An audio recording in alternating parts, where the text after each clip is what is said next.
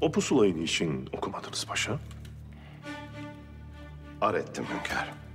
Niçin? Hünkârım, meczubun biri sizin ona borcunuzun olduğunu söylüyor. Saraya kadar çağırttık, bir miktarda para verdik, lakin gitmedi. Nerede kendisi? Burada hünkârım. İçeri alınız. Emredersiniz.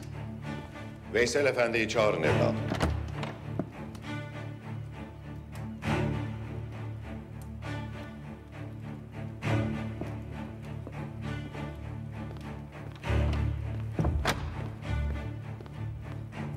Buyur efendi, anlat derdini.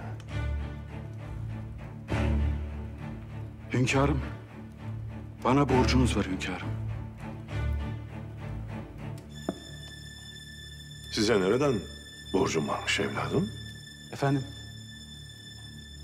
ben ticaretle uğraşıyordum. İflas ettim. Boğazıma kadar borca battım. Her gece yatarken Allah'a dua ederim efendim. Evladım, hünkârımız borcun nereden kaynaklandığını soruyor. Dediğim gibi, her gece yatarken Allah'a dua ederim. Dün gece rüyamda Peygamber Efendimiz Aleyhisselatü Vesselam Efendimiz'i gördüm efendim. Sallallahu aleyhi ve sellem.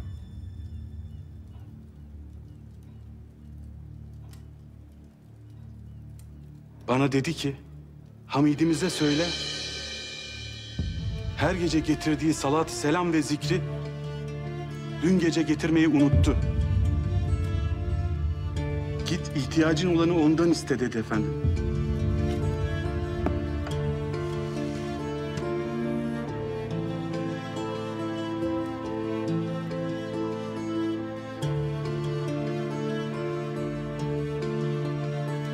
Ne dedi, ne dedi?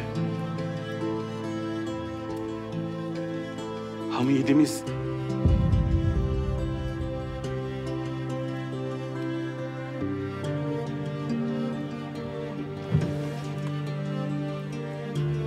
Al evladım.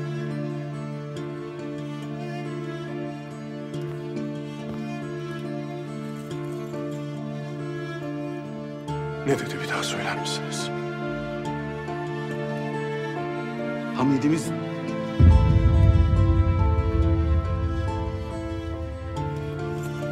Al evladım.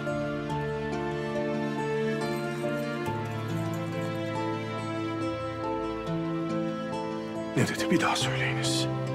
Peygamber Efendimiz'i rüyamda gördüm ve Hamidimiz dedi.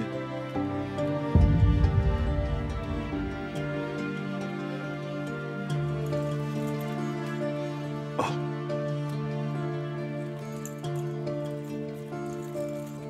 Bir daha söyleyiniz evladım. Hamidimiz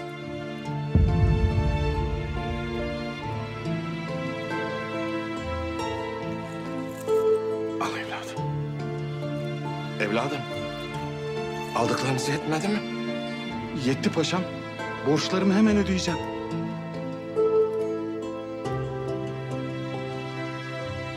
Selametle.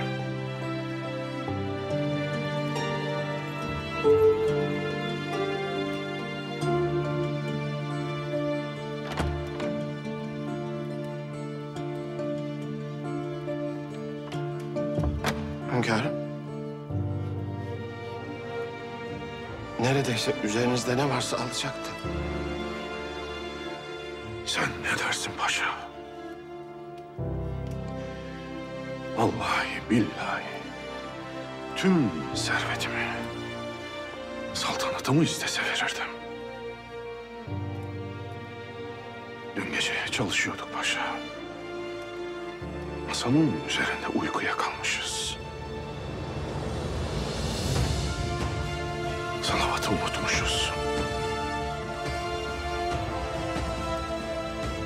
Halt ettik paşa. Allah affetsin.